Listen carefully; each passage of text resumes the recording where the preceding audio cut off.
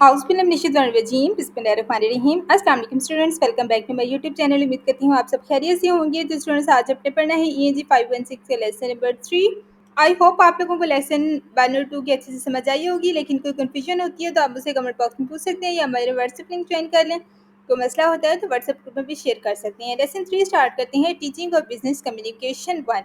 जो हमारे पास topic number 13 है, linguistic competence. Teaching of business communication has been influenced by the variety of discipline including linguistics, general language learning and teaching and management skills.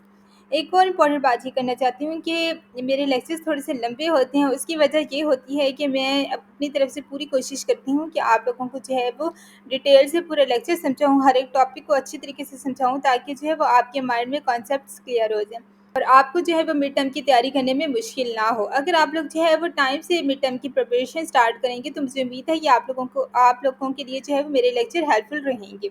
अच्छा, अब देखते हैं कि first paragraph में क्या बताया जा रहा है। तो स्टूडेंट्स, बिजनेस कम्युनिकेशन जो है उसको पढ़ाने में कई चीज़ों का असर आता है। मसलन हमारे पास लिंग्विस्टिक्स होगी, लैंग्वेज लर्निंग होगी, मैनेजमेंट स्किल्स होगी, ठीक है। लेकिन बिजनेस इंग्लिश सिर्फ जो है वो लैंग्वेज ही नहीं, बल्कि जो है वो लैंग्वेज यूज़ यानी ज़बान को सही मौके पर इस्तेमाल करने का नाम है। इसलिए जो है वो कम्युनिकेटिव कम्पिटेंस पर जो है वो हम बात करते हैं।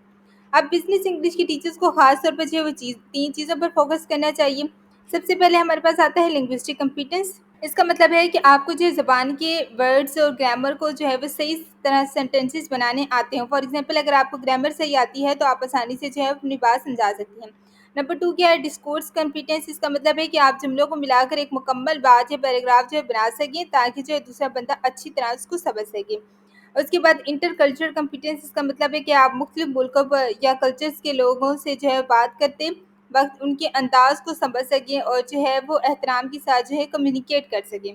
उसके बाद अगले पैराग्राफ पे चलते हैं। अब अगले पैराग्राफ देखें तो लिंग्विस्टिक कम्पिटेंस के हवाले से बात की गई है कि लिंग्विस्टिक कम्पिटेंस का मतलब है कि हमें ज़बान के वो बेसिक एलिमेंट्स इस्तेमाल करनी आती हों जिनसे जो है ज़बान बनती है, जैसे वोकैबुलरी, ग्रामर, फोनोलॉजी या प्रोनाउंसिएशन। अब बिज़नेस इंग्लिश में असर क्या है कि बिज़नेस इंग्लिश सिखाने में एक बड़ी चीज़ का असर ये पड़ा है, ये कि हमने जो है वो लेक्सिस क्या होते हैं कि अल्फाज जो अल्फाज की पैटर्न होते हैं उसको हम लोग लेक्सिस कहते हैं। अच्छा, हमने जो है वो लेक्सिस के बारे में ज़्यादा समझना शुरू किया और ये भी समझा कि ये ग्रामर से जो है वो जुड़ा हुआ है। पहले हम जो है वोकैबुलरी और ग्रामर को अलग-अलग चीज़ें समझते थे, लेकिन अब जो है वो रिसर्च से पता चला है कि ये दोनों जो हैं वो एक दूसरे से बहुत जुड़े हुए हैं। यानी ज़बान का जो हमारे पास लैंग्वेज सिस्टम ऐसा है जिसमें जो है वर्ड्स और ग्रामर साथ मिलकर जो है मीनिंग बनाते हैं। उसके बाद हमारे पास जो है वो टाइप्स दी गई हैं कि words can be divided into 3 types. अब यहाँ पे 3 टाइप्स जो हैं, बेसिकली यहाँ पे जो है इन्होंने 8 टाइप्स दी हुई हैं, ठीक है। जबकि इधर हमारे पास 3 टाइप्स लिखा हुआ है। अच्छा, नंबर 1 क्या है? Lexical words. ये वो मेन अल्फाज होते हैं जो मीनिंग देते हैं, यानी कि नाउन, वर्ब, एडजेक्टिव, एडवर्ब्स वगैरह। अच्छा, उसके बाद फंक्शनल वर्ड्स होते हैं। ये अल्फाज जो है वो खुद मीनिंग नहीं देते, बल्कि जो है वो दूसरे अल्फाज को जो है हेल्प करते हैं। फॉर एग्जांपल, हमारे पास क्या है कि डिटरमाइन है, प्रोनाउन, मॉडल्स, प्रोपोजिशन, कोऑर्डिनेटर। अच्छा, डिटरमाइनर्स का अगर यहाँ पे मैं ज़िक्र करूँ तो यहाँ पे हमारे पास एक एग्जांपल आ जाती है, आ, दी या सम। अच्छा, ये जो हमारे पास क्या करते हैं, ये दूसरे सेंटेंसेस को मीनिंग देते हैं और उनकी हेल्प करते हैं। उसके बाद नंबर 3 क्या है कि इंसर्ट्स क्या होते हैं? हमारे पास ये वो अल्फाज होते हैं जो बात के बीच में आते हैं, जैसे एहसास या रिएक्शंस बताने के लिए। फॉर एग्जांपल, ओह, आउच या वेल। इसमें अब फीलिंग्स ज़ाहिर हो रही हैं। उसके बाद मल्टी वर्ड्स होते हैं, ऐसे अल्फाज या फ्रेजेस जो सेंटेंसेस को शुरू करते हैं। For example, to be honest, in my opinion, as a matter of fact. तो ये क्या है? मल्टी वर्ड्स हैं। उसके बाद नंबर 5 है फ्रेजल्स वर्ब्स। ये वो अल्फाज होते हैं जो प्रपोजिशन और प्लस वर्ब या एडवर्ब के साथ मिलकर जो है नया मीनिंग बनाते हैं। फॉर एग्जांपल जो है हम लोग यहाँ पे आगे उन्होंने बताया हुआ है, स्टार्ट ऑफ, ब्रिंग अप। ये हमारे पास क्या है? फ्रेजल वर्ड्स हैं। उसके बाद हमारे पास क्या है? कोलोकेशंस। ये वो अल्फाज होते हैं जो अक्सर एक साथ जो इस्तेमाल होते हैं। फॉर एग्जांपल, स्मॉल प्रिंट हो गया, ब्लैक एंड वाइट हो गया। और ये नाउन प्लस एडजेक्टिव के साथ भी कोलोकेशंस होते हैं। उसके बाद नंबर 7 ईडियम्स हैं, ऐसे जुमले के एक्सप्रेशन जिनका जो है मीनिंग डायरेक्ट अल्फाज से नहीं समझ आता, बल्कि जो खास मतलब होता है। For example, we were missed the board, pulling someone's leg. अब इसका मतलब क्या है कि मौका हाथ से निकल गया, ठीक है। और पुलिंग समवन लेग्स यानी कि मजाक करना। तो ये हमारे पास क्या है? ईडियम है। 8 हमारे पास क्या है? कोलिगेशंस होते हैं। कुछ अल्फाज हमेशा जो है ख़ास ग्रामेटिकल पैटर्न में आते हैं। For example, letter of application या लेटर ऑफ कंप्लेंट। लेकिन हम नहीं कहते कि हमारे पास जो है वो मार्केट ऑफ यूरोप या मार्केट ऑफ फ्रांस। यानी कि हम लोग ये नहीं कहते, हम लोग कहते हैं लेटर ऑफ एप्लीकेशन या लेटर ऑफ कंप्लेंट। यानी वर्ड जो है सिर्फ वोकेबलरी नहीं है, बल्कि जो मुख्तलिफ टाइप्स में आते हैं और हर टाइप ज़बान के यूज़ को जो है क्लियर और करेक्ट बनाता है। उसके बाद आगे देखें तो अनदर डेवलपमेंट वाज रियलाइजेशन। इसमें अब क्या बता रहे हैं कि हमारे पास जो है वो रिटन लैंग्वेज और वर्सेस स्पोकन लैंग्वेज, इसमें जो है डिफरेंस बताया गया है कि एक और बड़ी जो डेवलपमेंट ये है कि स्पोकन लैंग्वेज और रिटन लैंग्वेज ये दोनों जो है बहुत डिफरेंट है। ग्रामर का फ़र्क है कि कभी-कभी जो है वो ग्रामेटिकल राइटिंग भी में सही है और वो स्पीकिंग में सही नहीं लगती। यानी कि हम रिटेन में उसको लिखें तो वो ग्रामर ठीक होती है, और जब हम उसको बोलते हैं तो वो ग्रामर ठीक नहीं होती। फॉर एग्ज़ाम्पल कि राइटिंग में जो है वो आप कहेंगे आई डू नॉट नो, लेकिन स्पीकिंग में ज़्यादा जो है नेचुरल लगेगा आई डोंट नो। तो क्या है कि अगर आप जो है वो रिटन ग्रामर को स्पीकिंग में यूज़ करेंगे तो आपकी लैंग्वेज अननेचुरल और स्टिल्ड होगी। यानी अननेचुरल के गैर कुदरती लगेगी, और फिर क्या हमारे पास फॉर्मल या रिजिड लगेगी। अच्छा, आगे देखें तो स्पोकन ग्रामर का ज़िक्र किया गया है। अब बेसिकली स्पोकन ग्रामर में क्या कह रहे हैं कि हम स्पोकन ग्रामर बस ऐसी लिखी हुई ग्रामर से थोड़ी अलग होती है। इसमें जो है ये चीज़ें आती हैं। सबसे पहले हेजिटेशन होती है, यानी कि जब आप बात करते हैं तो अक्सर जो आ जैसे साउंड्स आते हैं ये नेचुरल हैं। रेपिटिशंस क्या होते हैं कि बोलते वक्त लोग अल्फाज दोहराते हैं। For example I really think this is important, तो ये क्या रेपिटिशन है आई का। एलिप्सिस क्या है, कभी हम जो है वो कुछ वर्ड्स छोड़ देते हैं लेकिन मतलब क्लियर होता है। अच्छा, उसके बाद टैग्स होती हैं। टैग्स कहते हैं जो छोटे सवाल जो है हम लोग आखिर में छोटे सवाल जो यूज़ करते हैं। अच्छा, ये जो है वो लिसनर को इन्वॉल्व करने के लिए होते हैं, यानी कि सुनने वाले को इन्वॉल्व करने के लिए होते हैं। उसके बाद डिस्कोर्स मार्कर्स होते हैं। ये बात को जो है वो स्मूथली आगे बढ़ाने के लिए इस्तेमाल होते हैं। आगे फ़ोनोलॉजी का ज़िक्र किया गया है। ये इस बात में है कि हम जो अपनी आवाज़ को कैसे इस्तेमाल करते हैं, यानी कि स्ट्रेस स्ट्रेस क्या होता है, ज़ोर देना, किसी लफ्ज़ या सिलेबस पर जो है वो ज़ोर देना। उसके बाद रिदम क्या होता है, जुमले के अल्फाज का भाव जो होता है। इनोटेशंस क्या होते हैं, अल्फाज को ऊपर नीचे करना ताकि जो है मतलब बदले। इन तीनों को मिलकर जो है प्रोसोडी भी कहते हैं। उसके बाद हमारे पास चंकिंग का ज़िक्र किया गया है। अब ये हमारे पास ये क्या है कि बोलते वक़्त जो है हम अल्फ़ाज़ को ग्रुप में बोलते हैं और उसके लिए जो है वो पोज़, पिच या सिलेबस को लंबा कर देना, ये सब जो है सिग्नल्स देते हैं ताकि जो है वो जंक ख़त्म हो गया हो। अच्छा, चंकिंग क्या होता है, बोलते वक़्त हम अल्फ़ाज़ को जो है ग्रुप में बोलते हैं और उसके लिए जो है वो पोज़ यानी कि वक़्फ़ा लेते हैं। पिच क्या होता है, आवाज़ ऊँची-नीची करते हैं। सिलेबस को जो है वो लंबा कर देते हैं। ये सब सिग्नल्स देते हैं कि चंक जो है वो ख़त्म हो गया है। यानी हमारे पास स्पोकन ग्रामर में ये इम्पोर्टेंट होता है कि क्या कहा जा रहा है और साथ-साथ कैसे कहा जा रही है। इनके टोन, पॉज़, स्ट्रेस भी मीनिंग को चेंज कर देता है। उसके बाद हमारे पास टॉपिक नंबर 14 आता है discourse competence. Linguistic competence deal with the element of the language at the basics level and tend to focus on the language out of the context. इसमें हमें पैराग्राफ में क्या कह रहे हैं कि लिंग्विस्टिक कंप्लीटेंस का मतलब है कि हम ज़बान के छोटे-छोटे हिस्से सीखते हैं, जैसे हमारे पास ग्रामर के रूल्स या वर्ड्स या सेंटेंसेस वगैरह। ये ज़्यादातर जो है वो ज़बान को कॉन्टेक्स्ट के बगैर सिखाता है, यानी अलग-अलग लफ्ज़ या जुमला करके सिखाता है। जैसे कि हमारे पास वर्ड मीनिंग हो गई, ग्रामर के रूल्स वगैरह। फॉर एग्जाम्पल कि अगर मैं आपको जो है वो सिर्फ ये सिखाऊंगी ही इज़ अ बॉय या शी इज़ अ गर्ल, तो ये हमारे पास लिंग्विस्टिक कंप्यूटर्स है, क्योंकि ये सिर्फ छोटे जुमले देख रहे हैं, पूरा कॉन्टेक्स्ट नहीं देख रहे। उसके बाद डिस्कोर्स कॉम्पिटेंस का जिक्र किया गया है। अब डिस्कोर्स कॉम्पिटेंस में फ़र्क यह है कि यहाँ जो ज़बान को यूज़ में देखते हैं, यानी लोग एक दूसरे से जो है बातचीत करते हैं किसी कॉन्टेक्स्ट के अंदर, या हम देखते हैं कि लोग जो है वो मीटिंग में या सर्विसेज काउंटर्स में या कन्वर्सेशन में प्रेजेंटेशन पर जो है वो बात या बिज़नेस लेटर में जो है वो कैसे बात करते हैं। फॉर एग्ज़ाम्पल अगर एक दुकान में जो है वो कस्टमर और शॉपकीपर बात कर रहे हैं, तो कस्टमर क्या कहेगा कि how much is this shirt? उसके बाद शॉपकीपर क्या कहेगा, it's 1000 rupees but I can give you discount. ये अब डिस्कोर्स है, क्योंकि ये जो है बस लैंग्वेज कॉन्टेक्स्ट के अंदर इस्तेमाल हो रहा है। उसके बाद बिज़नेस डिस्कोर्स क्या है कि जब ये बातचीत जो है वो बिज़नेस वर्ल्ड में हो, जैसे ईमेल, नेगोशिएशंस, मीटिंग लिखना या प्रेजेंटेशन देना, तो इसकी जो है हमारे पास बिज़नेस डिस्कोर्स को हम लोग कहते हैं। उसके बाद हमारे पास क्या है कि different discourses require different strategies, registered, gender, spoken और रिटन। इसमें क्या कह रहे हैं कि स्टूडेंट्स हमेशा ये चीज़ याद रखें कि डिफरेंट डिस्कोर्सेज यानी मुख्तलिफ गुफ्तगू या कम्युनिकेशन की सूटों के लिए जो है वो अलग अलग तरीके चाहिए होते हैं। इनमें मुख्तलिफ स्ट्रेटजीज जो हैं वो या रजिस्टर्स, यानी कि रजिस्टर्स क्या होते हैं, फॉर्मल, इनफॉर्मल और जेंडर्स यानी कि डिफरेंट अंदाज और स्टाइल जो है इस्तेमाल होते हैं, चाहे वो स्पोकन हो या रिटन हो। स्पोकन डिस्कोर्स को जो है वो समझने के लिए कई तरीके हैं। इनमें से एक जो है बस कन्वर्सेशन एनालिसिस है। ये हमारे पास क्या है, इस सोशियोलॉजिकल जो है वो अप्रोच है जिसमें ये देखा जाता है कि लोग जो है बातचीत करते वक्त एक दूसरे से कैसे इंटरेक्ट करते हैं। फॉर एग्जाम्पल टर्न टेकिंग, अब टर्न टेकिंग यानी एक शख्स बोलता है, फिर दूसरा जो है अपनी टर्न लेता है, और फिर तीसरा। हर कन्वर्सेशन का एक जो है वो ओपनिंग होता है और एक क्लोजिंग होता है।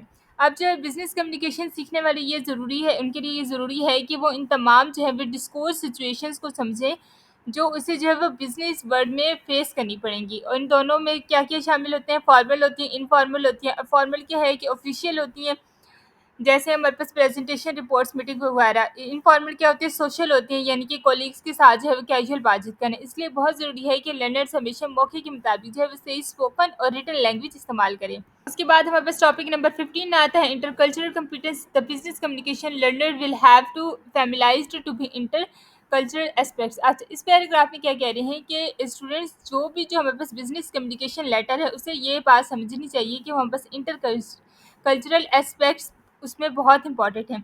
आज के दौर में दुनिया जो है वो ग्लोबलाइज हो चुकी है, यानी एजुकेशन, बिजनेस, टूरिज्म यानी कि सियासत आसान हो गई है, क्योंकि कम्युनिकेशन के जो है तरीके सस्ते और तेज़ हो गए हैं। इसलिए जो बिजनेस कम्युनिकेशन के लिए ज़रूरी है कि वो कल्चरली सेंसिटिव हो, क्योंकि जो है आजकल बिजनेस ज़्यादातर जो है वो मल्टीनेशनल कंपनीज और टीएनसीज के साथ जो है वो किए जाते हैं। यहाँ तक कि जब आप जो है वो कंप्यूटर इंटरफेरेंस यानी ऑनलाइन या कंप्यूटर पर जब काम करते हैं, तो भी जो है वो आपको कल्चरली सेंसिटिव लैंग्वेज इस्तेमाल करनी पड़ती है। अब कल्चर का ताल्लुक जो है वो किस चीज़ से, एटीट्यूड से, बिहेवियर से, बिलीफ से, वैल्यूज से।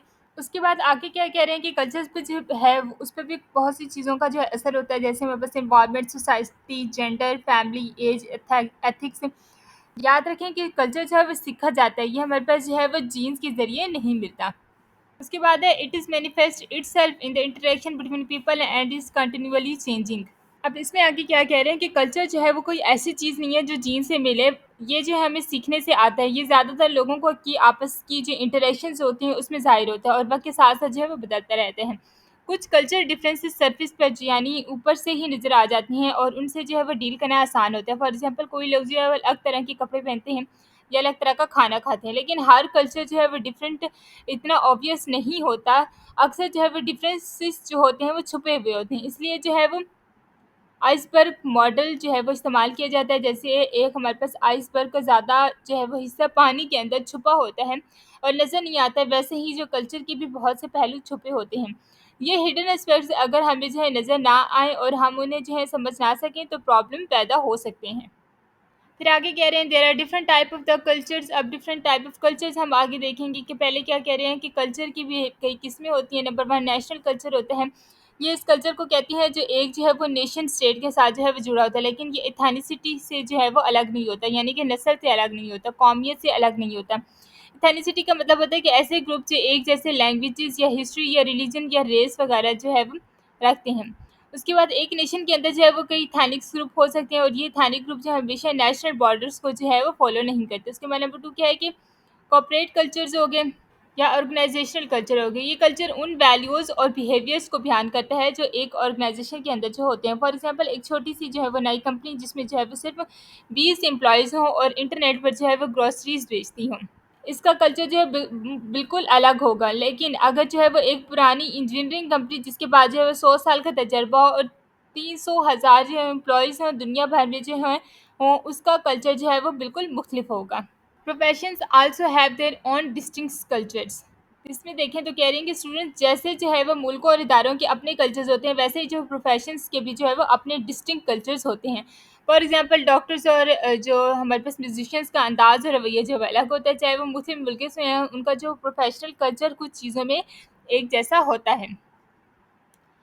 अच्छा, इसी तरह जो है वो जो लोग हमारे पास इंग्लिश को लिंगुआ फ्रांसा के तौर पे जो है वो इस्तेमाल करते हैं, उनमें से भी कुछ कॉमन करैक्टरिस्टिक्स जो है वो पाई जाती हैं। एक शख्स एक वक्त में कई कल्चर का हिस्सा हो सकता है। फॉर एग्जांपल एक इंजीनियरिंग जो अमेरिकन कंपनी में काम करता है वो अपनी कंपनी के दूसरे एम्प्लॉयज़ की तरह जो है वो वैल्यूज शेयर करता है, लेकिन फिर भी उनका ताल्लुक जो है वो एक जर्मन इंजीनियरिंग से ज़्यादा मिलता है, यानी कि बनस्बतन एक हमारे पास अमेरिकन सेक्रेटरी के। अब यहाँ पे हमारे पास स्टीरियोटाइप का ज़िक्र किया गया है। अब स्टीरियोटाइप को देखें तो ये जो है जनरलाइज़ेशन होती है, हम इनका इस्तेमाल जो है वो दूसरे कल्चर्स को समझने या कैटेगराइज़ करने के लिए करते हैं। फॉर एग्ज़ाम्पल एशियन कंट्रीज़ में जो है फेस यानी डिग्निटी, रिस्पेक्ट, सेल्फ रिस्पेक्ट बहुत अहम है, लेकिन बेटा स्टूडेंट्स जो है वो स्टेरियोटाइप्स की प्रॉब्लम ये है कि ये हमारे पास एक्सेप्शंस यानी अनफरादी जो है फ़र्क को इग्नोर कर देते हैं। हम समझ लेते हैं कि एक जो है वो ग्रुप के सब लोग एक जैसे हैं, हालांकि ऐसा नहीं होता।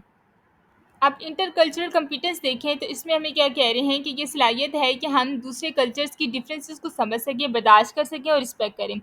बिजनेस पॉइंट ऑफ व्यू से देखें तो ये डिफरेंसेस जो है वो कभी कभी वैल्यूज़ भी बना देते हैं, ठीक है, यानी कि फ़ायदा भी देते हैं। अगर हम इनको जो है समझ कर सही इस्तेमाल करें, इस तरह जो है वो बिज़नेस या उसके कस्टमर्स को जो है वो ज़्यादा फ़ायदा मिलता है। टॉपिक नंबर 16 के approaches to the teaching English. अब इस पैराग्राफ में देखें तो इस पैराग्राफ में क्या कह रहे हैं, ज़बान सीखने के लिए जो है वक्त के साथ साथ कई अप्रोचेस इस्तेमाल होते हैं। हर अप्रोच के पीछे जो है एक ख़ास लर्निंग फ़िलासफ़ी होता है। पहले हमारे पास क्या है कि ग्रामर ट्रांसलेशन मेथड। अब इसमें क्या कह रहे हैं कि ये तरीका पुरानी क्लासिक लैंग्वेजेस के अंदर पर जो है वो उस पर बनाया गया था। इसमें ज़्यादा जो है वो ज़ोर होता है रिटन टेक्स्ट पर, कल्चर पर, ग्रामर, फ्रेजेस और वोकैबुलरी पर, रिटन प्रैक्टिस पर, लेकिन इसमें जो है वो स्पीकिंग और रीडिंग को इग्नोर किया जाता है।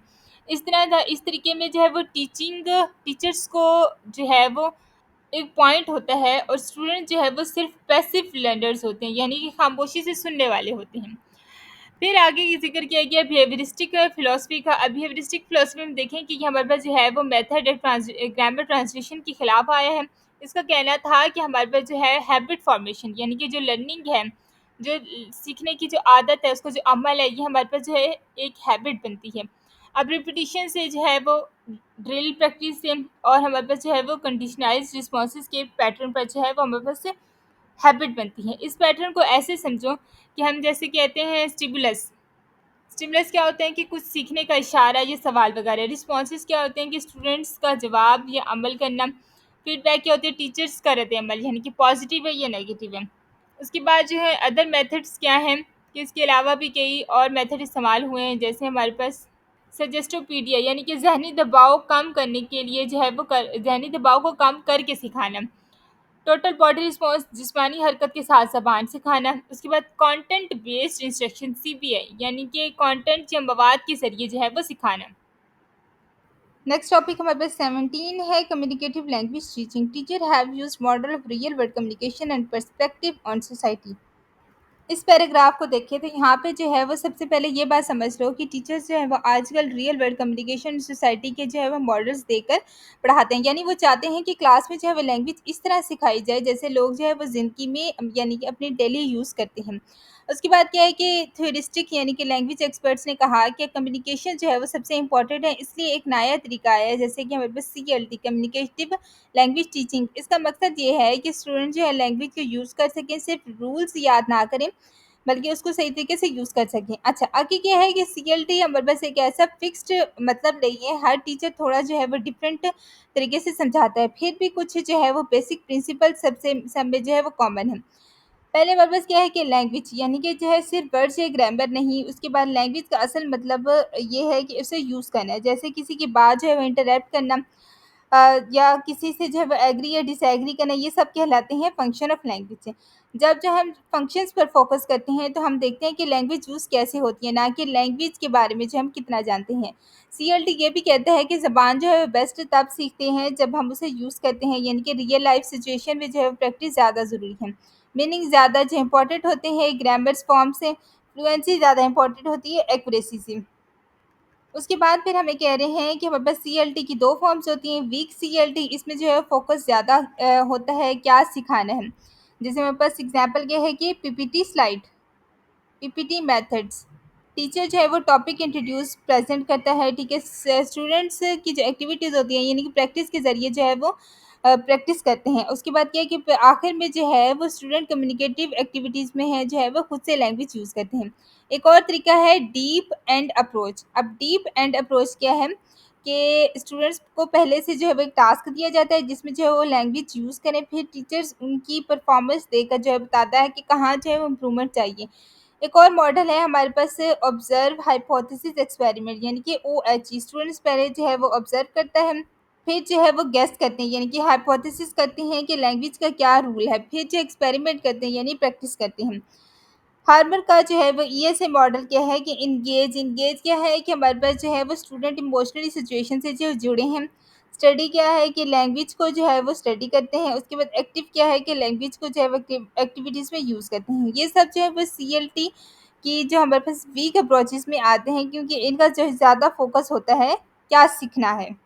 उसके बाद नंबर 18 क्या है कि task based learning. Task based learning में देखें तो टास्क बेस्ड लर्निंग का मतलब होता है कि स्टूडेंट्स को ऐसे एक्टिविटीज़ या टास्क दिए जाते हैं जिनमें जो है वो स्पोकन और रिटन लैंग्वेज दोनों को जो एक्सपेरिमेंट और एक्सप्लोर करे। ये टास्क इस तरह डिज़ाइन किए जाते हैं कि हमारे स्टूडेंट रियल लाइफ में जो है लैंग्वेज को प्रैक्टिकल और फंक्शनली तरीके से जो है वो यूज़ करें। मतलब यह है कि लैंग्वेज सिर्फ बुक की प्रैक्टिस ना हो, बल्कि जो है मीनिंगफुल और यूज़फुल हो। इस अप्रोच में जो है वो स्टूडेंट्स को इनकरेज किया जाता है कि वो अपनी जो है वो मौजूदा जो नॉलेज है, यानी कि जो लैंग्वेज जो पहले से जानते हैं उसको एक्टिवेट करें और जो है वो टास्क कंप्लीट करने में इस्तेमाल करें उसको। जब जो है वो स्टूडेंट टास्क करते हैं तो उनके पास जो है वो एक क्लियर और जो है पर्पसफुल कॉन्टेक्स्ट आ जाता है, जिसमें वो ग्रामर और दूसरी जो है वो लैंग्वेज फीचर्स भी जो है वो नेचुरली सीख लेते हैं। टास्क बेस्ड लर्नर्स को जो है वो मोटिवेट करता है कि वो अपनी जो है लैंग्वेज कॉम्पिटेंस को इम्प्रूव करें, क्योंकि उनके सामने जो एक मीनिंगफुल चैलेंज होता है, यानी टास्क जो है वो कंप्लीट करना ज़रूरी होता है। उसके बाद नेक्स्ट पैराग्राफ क्या है कि strong form of the communicative language teaching focuses. इसमें क्या कह रहे हैं कि सीएलटी जो है वो स्ट्रॉन्ग सीएलटी का मतलब है कि हम ये देखें कि लर्निंग कैसे होती है। ये कहता है कि लैंग्वेज तब बेस्ट सीखते हैं जब जो हम रियल कम्युनिकेशन में बात करते हैं और दूसरों के साथ जो हम मीनिंग को नेगोटिएशन यानी कि क्लियर करते हैं। लोग जो है वो लैंग्वेज तब सीखते हैं जब उसे यूज़ करते हैं किसी स्पेसिफिक आउटकम्स हासिल करने के लिए। अच्छा, आगे फिर क्या कह रही है, इस थ्योरी के मुताबिक जो है वो लोग लैंग्वेज को किसी नीट या प्री प्लान्ड ऑर्डर में नहीं सीखते। मतलब ये है कि हम ये नहीं कह सकते कि पहले सब लोग जो है ये ग्रामर रूल सीखेंगे, फिर अगला रूल, और सबसे जो है वो एक ही तरतीब से चलेंगे। इसलिए जो है वो अगर टीचर डिसाइड करे कि आज ये वर्ड या ये रूल सिखाना है तो ये हमेशा इफेक्टिव नहीं होता। बेहतर ये है कि टीचर जो है वो स्टूडेंट को राइट इनपुट दे, यानी कि सही मटेरियल, डायलॉग्स, एग्जांपल्स वगैरह दे, और एक जो है वो गुड एटमॉस्फेयर बुलाएं, यानी फ्रेंडली और कंफर्टेबल क्लासरूम इन्वायरमेंट बनाएं। इस तरह जो हर स्टूडेंट्स अपनी ऑन पीस पर और अपनी नीड्स के हिसाब से जो है वह नेचुरली लैंग्वेज सीख लेगा। आगे क्या है, इन बिजनेस इंग्लिश क्लासरूम में क्या है कि इसमें ज़्यादातर जो है वो टास्क के ज़रिए सिखाया जाता है। ये टास्क ऐसे होते हैं जिनमें जो है वो स्टूडेंट्स लैंग्वेज को किसी काम, यानी कि काम के लिए जो है वो यूज़ करते हैं। यहाँ आउटकम ज़्यादा इंपॉर्टेंट है, यानी टास्क का नतीजा ज़्यादा ज़रूरी है। बिल्कुल जो है वो बिज़नेस वर्ड की तरह वहाँ भी जो है वो मकसद ये नहीं होता कि लैंग्वेज दिखाई जाए, बल्कि लैंग्वेज एक मीन टू एंड, यानी कि मकसद हासिल करने का ज़रिया जो है वो बनाया जाए।